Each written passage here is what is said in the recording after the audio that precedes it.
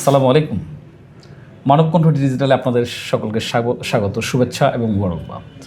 আমরা আছি আজকে ঢাকা বিশ্ববিদ্যালয়ের ডাকসুতে। ডাকসুর এই সময়ের আলোচিত এবং সমালোচিত একটি নাম সবার কাছে, সর্বমিত্র চাকমা। আমাদের সাথে আজকে অতিথি হিসেবে আছেন সর্বমিত্র চাকমা। দাদা কেমন আছেন? আমি আছি, ভালো আছি। আপনি কেমন আছেন? আলহামদুলিল্লাহ ভালো আছি। ডাকসু নির্বাচন গেল, তো এই সময়ে সংক্ষিপ্ত এই জার্নিতে আপনার অভিজ্ঞতাটা কেমন? অভিজ্ঞতা বলতে বেসিক্যালি আমরা প্রবলেম আইডেন্টিফাই খুব ইজিলি করা যায়, বাট প্রবলেম সলভিং জিনিসটার মধ্যে অনেক অনেক জটিল কিছু থাকে। সো আমরা প্রবলেম সলিউশনের দিকে আমরা অনেক কথা বলি যে এটা তো এইভাবে সলিউশন করা যায়, সলভ করা যায়, বাট অ্যাকচুয়ালি যতটা বলা ইজি, কাজটা অতটা ইজি না। এটাই আমরা দেখলাম এই সময়ের মধ্যে ডাকসু নিয়ে স্বভাবতই বিভিন্ন কারণে ছাত্রছাত্রীদের মধ্যে অনেক বেশি আকাঙ্ক্ষা ছিল। ডাকসুর বিগত দিনের যেই সিচুয়েশনগুলি ছিল, এই পরিবর্তিত পরিস্থিতিতে একটি ভিন্ন মাত্রায় ডাকসু নির্বাচনটা ছিল। তো এর মধ্যে যতটা বিষয় আমরা দেখেছি যে আপনাকে নিয়ে যে বিষয়গুলির সামনে নিয়ে আসা হয়েছে, এই বিষয়গুলিকে আপনি কীভাবে দেখছেন? বেসিক্যালি এগুলো তো আমি ভালোভাবেই দেখছি, যেহেতু আপনাদের মেন স্ট্রিম মিডিয়া থেকে শুরু করে যারা আছে আমাদের ভালো কাজগুলোকে যারা খুব একটা বেশি সামনে আনে না, খারাপভাবে আনুক, সমস্যা তো নেই।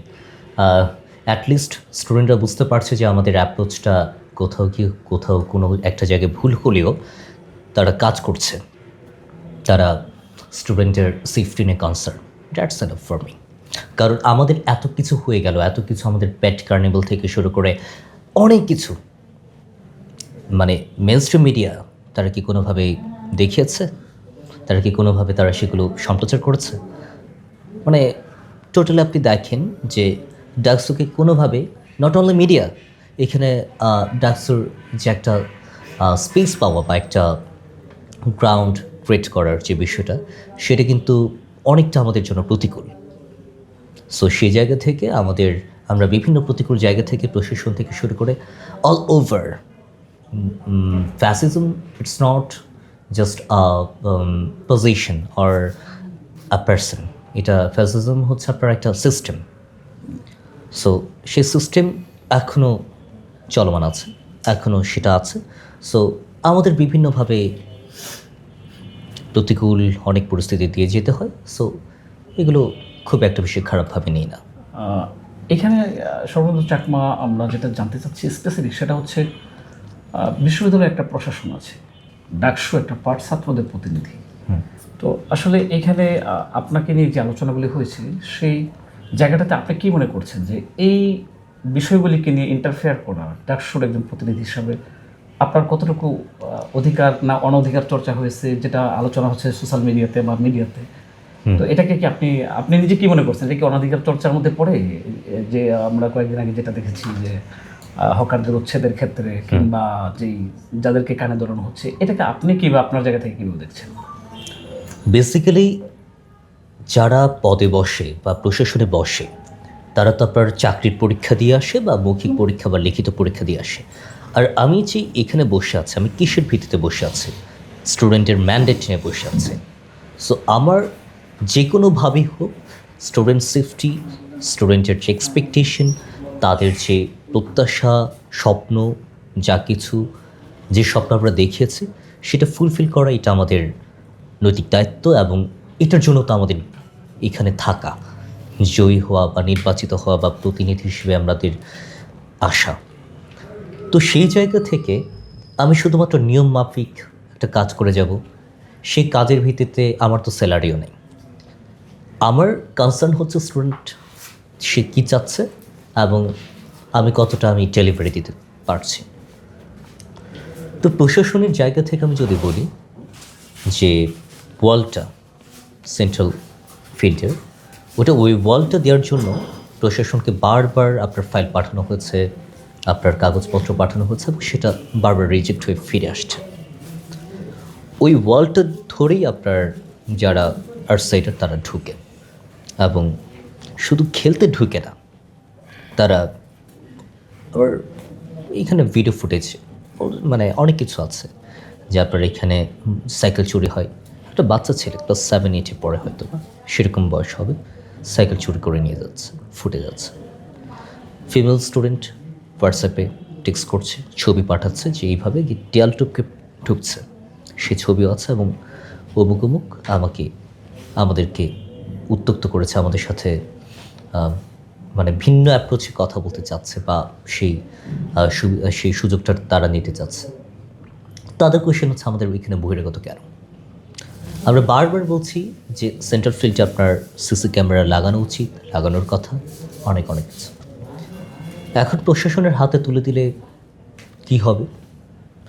প্রশাসনের হাতে তুলে দেওয়া উচিত, এই কথা একটু আসি।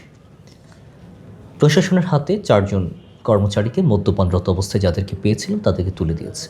আলটিমেটলি তাদের কী হয়েছে? স্বপদে এখন বহাল আছে। এটার জন্য আবার তদন্ত কমিটি হবে কি হবে না সে কোনো কিছু আমাদেরকে জানায়নি। এখন ধরেন যে আপনি আইন, মানবাধিকার, এই সকল বিষয়গুলো অবশ্যই একটা ফ্যাক্টর, বাট আপনি সমাজকে একটু চিন্তা করেন। আমার ঢাকা ইউনিভার্সিটির জায়গাটা, আমার এখানে 7টা এন্ট্রি পয়েন্ট আছে, 6 থেকে 7টা। বিভিন্ন জায়গা থেকে বিভিন্নভাবে মানুষ আসতে পারে, অনেক কিছু করতে পারে। এখন এখানে যে গাঁজাখোরদের পাওয়া যায় বা যারা মাদক সেবীতে পাওয়া যায়, তাদেরকে আপনি কি 1 কেজি 2 কেজি করে গাঁজা নিয়ে পাবেন না। আপনি তাদেরকে কীভাবে পাবেন?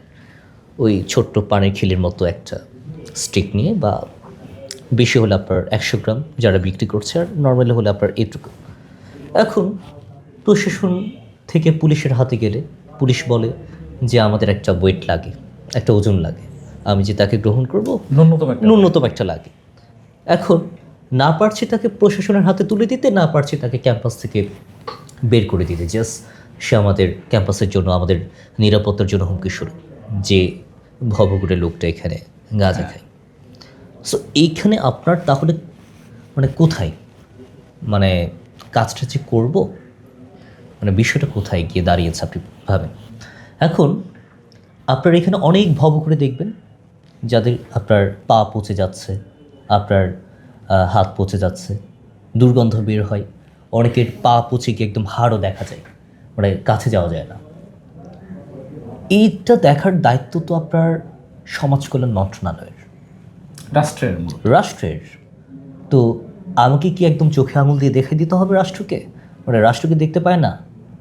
সমাজ কল্যাণ উপদেষ্টা যিনি আছেন তিনি তো হাইকোর্টের রাস্তা দিয়েই হয়তো বা যাওয়া আসা করে। একটু যদি আমি এখানে হ্যাঁ, সেটা হচ্ছে এটা তো আমাদের এই 24-এর গণ অভ্যুত্থানের পূর্বে যেই সরকারগুলি ছিল, রাষ্ট্র ব্যবস্থা ছিল, কাঠামো ছিল, আমাদের বিপ্লবটাই তো হয়েছে এখানে রাষ্ট্র কাঠামোটাকে পরিবর্তনের জন্য, নতুন বন্দোবস্ত আনার জন্য।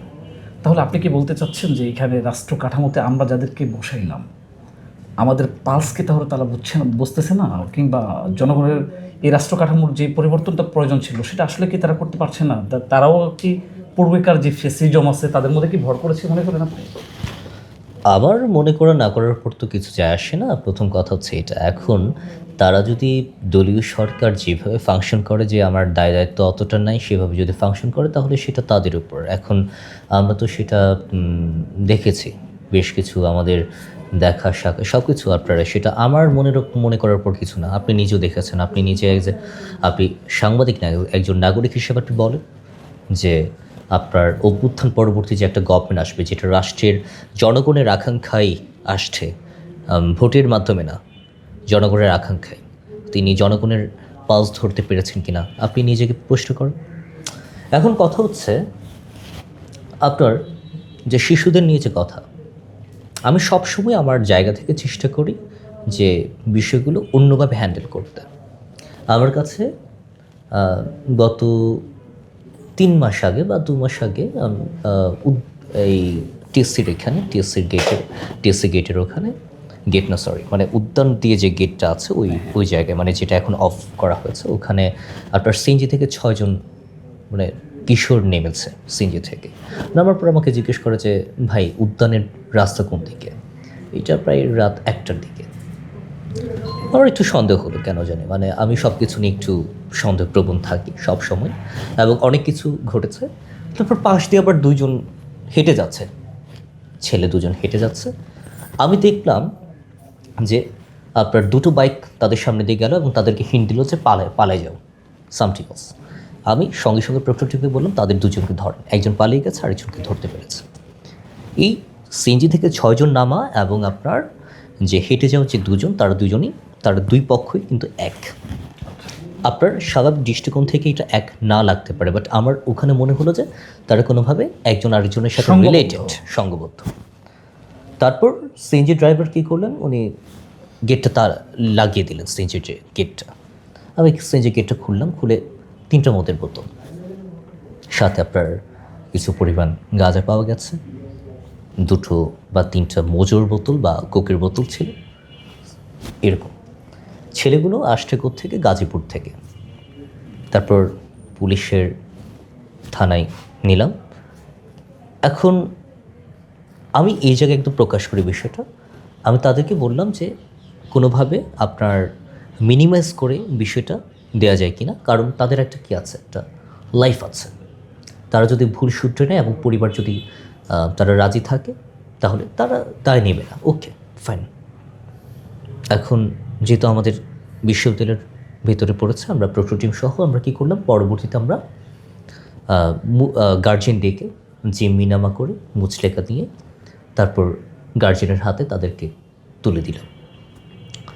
এখন আমার যদি এতটা ক্ষোভ থাকতো তাহলে তাদেরকে পুলিশের হাতে তুলে দেওয়া এতক্ষণে তারা সংশোধনাগারে থাকতো, কিশোরদের যেটা।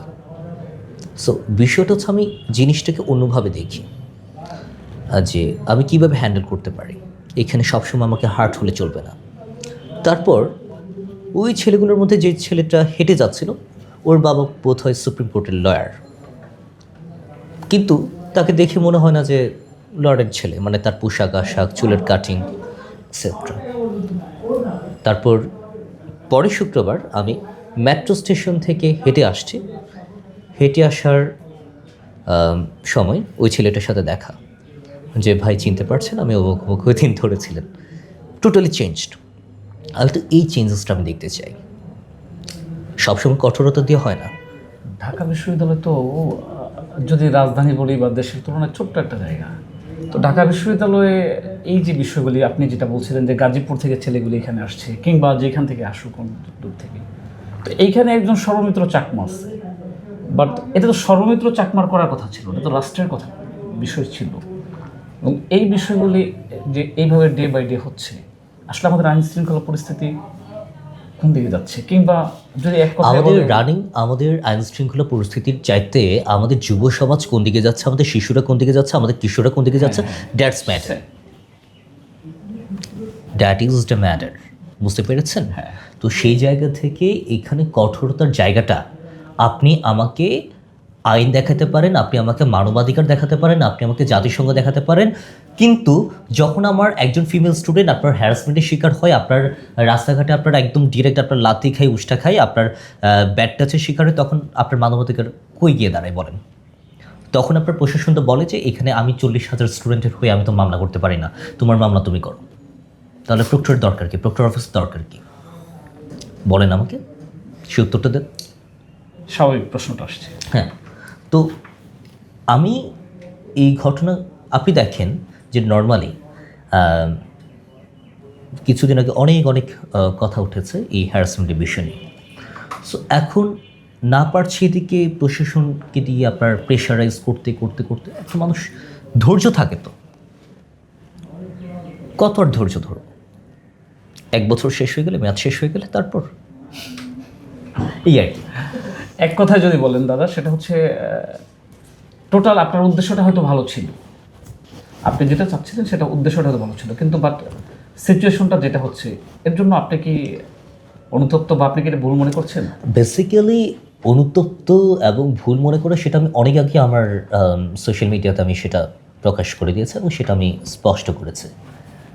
বাট প্রশাসন এখানে যদি আপনার এখানে উদাসীন থাকে, আপনার প্রশাসন এখানে যদি কোনোভাবে ব্যবস্থা না নেয়, বলতে বলতে আমি হয়রান এদিকে, আমার স্টুডেন্টের নিরাপত্তার জন্য হোয়াট ক্যান আই ডু?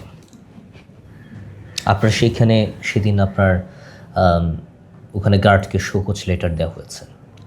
আমি অনুরোধ করেছিলাম সেখানকার পরিচালককে যে গার্ডকে পাওয়া যায়নি, আপনারা একটু তদন্ত করে শোকজ লেটার দেন কেন তিনি এতক্ষণ ধরে গেটে ছিলেন।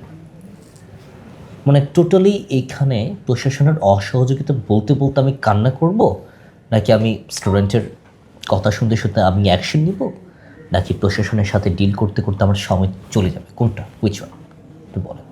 মানে প্যাচের মধ্যে এখানে পড়ে যাব এই আর কি। বিশ্ববিদ্যালয় প্রশাসন তো আপনাকে শোকজ করেছে, কি বলবেন তাদেরকে?